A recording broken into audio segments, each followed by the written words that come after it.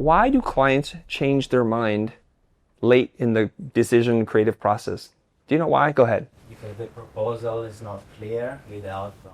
Okay, proposal might not be clear in the outcome. Yes? Possibly ask the wrong questions. Yes, possibly ask the wrong questions. Now, here's the thing. I will tell you, if you've ever been a client in your life and you're working with some person who is a professional who's doing something that you don't know how to do, like designing a home, you're like, at what stage or how do I make changes? Like where do I need to give you input? And then before you know it, the bathroom's done. You're like, oh my God, I hate that tile, I hate that color.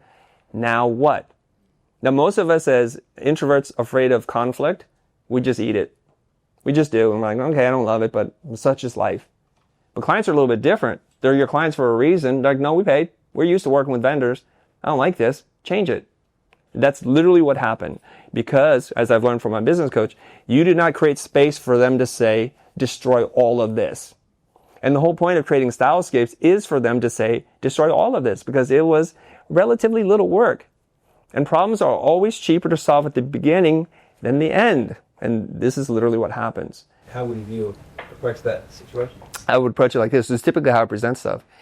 These are stylescapes. They're low commitment but high fidelity reference point to what you're going to get. If you don't like something here, if you don't love what you see here, let's not move forward. Let's get you to fall in love with this first. Because it's not going to be that far from this. And feel free to say anything. Love this, hate this, and use the language you know how, and I'll ask you questions to interpret it in my world, and I'll say back to you what I'm hearing. So use your language. And simple things like love, hate are fine by me. And then I'll ask you, like, what about this do you love? Oh, it's the colors, the texture. It's something else. And, oh, no, I really don't love it. I'm sorry. I was just having a weird reaction. I want to get to truth. So most of us, I'm just going to assume everybody here is some level of creative in this room, are kind of afraid to have that kind of dialogue because we want them to love what we love. And we'll pay for that every single time when we ignore what their needs are. That's where the problem is. Identify the problem early and solve it. Create space for someone to tell you this ain't working. Sorry to interrupt. I want to let you know that I'm starting this community where we're going to help people just like you, experts, authors, and coaches to develop your personal brand. It's called Content Lab. So for more information on that, just check out the links in the description. Now back to our show. Now, my business coach, he taught me this thing.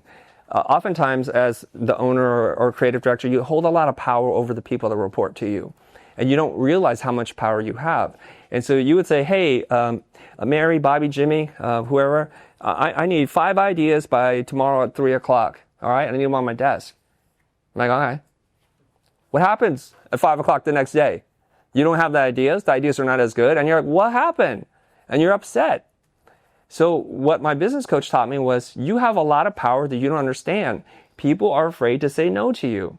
So you, as the person who holds this power, needs to come down to let them know you can say no to me. So he taught me this. He's like, so Jimmy, Bob, Mary, I'd like to get these ideas done, but I need you to know you can tell me this is not possible, and let's figure out a solution. But if you say yes, then I expect this to be done. Okay? And then all of a sudden we hear no a lot more often now. And it's not what you think. It's not the horrible thing that all bosses or managers think. They're like, no, I'm sorry because Amy just asked me to do this other thing, and now I don't know what to do. Oh, Amy asked you to do that? Okay, let me go resolve it. We'll figure it out. Thanks for letting me know. Or sometimes you'll say, I could do 2 really good ideas, maybe a third, but I can't do 5. Can we do that? Yes. Can we buy more time? Yes, we can work on all these things. So you have to invite people to tell you no. Otherwise, Chris Voss writes about this in his book, Never Split the Difference. There are 3 yeses and only 1 yes is true. Do you know that? So we are looking for the yes. He suggests look for the no. So you might want to write this thing down, all right? You're looking for the no because the no is the only truthful answer that you can count on reliably. And I'll get into the psychology of this in a second, okay?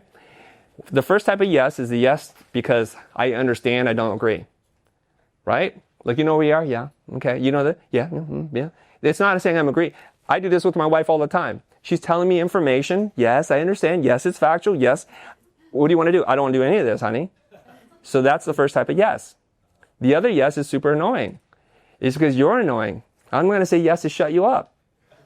It's a shut up yes, right? Like blah, blah, blah. Yeah. Right?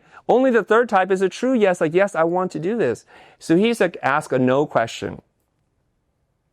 Because no gives me power. No gives your clients power. And so this gets into a little bit kind of manipulation. What you want to do is ask a yes question, but in the negative. And he gives this example in the book. He's like, I'm going to meet this author. He's like one of the best-selling fiction writers, and he's in line, and he wants to invite the writer to speak at his class. But there's very specific rules about what you can say to the author, because there's a ginormous line, and you're given 5 seconds to get your autograph or his autograph, and you're out the door, right? So Chris is like, this is my moment. So he steps up. Would it be crazy for you to speak to my class of 20 students? No. Talk to my assistant. We'll book you. He asked the question in the negative. Would it be crazy? It gave them the power to say no. So the reason why you get these late cycle revisions is because you didn't get buy-in, you don't have clear definition, and you didn't allow the client to say no. Just remember, they have the power and they don't want to feel stupid. So a lot of times they just go along with it, and then you get that call an hour before midnight. I don't like anything. Change it all. Then you look for that bridge again. Okay? So make sure you invite them to say where it's critical. Also, just even within the creative circles, we all have different process. We have different approval points. So if this is the part in the creative process where there's a lot of changes and it's welcomed and invited, please let them know this is the time for you to say all the things you want to say. Because later on, it's going to be a lot more expensive to make those changes. And I'm going to discourage you from making changes then. Like, you don't want to get into like developing a website and then only to realize they hate the whole freaking thing. That is expensive. But at the early stages, it's cheap. If you've enjoyed this video, I want to remind you about Content Lab, something that I've launched, and it's designed to help coaches, content creators, and authors just like you create content that consistently cuts through the clutter.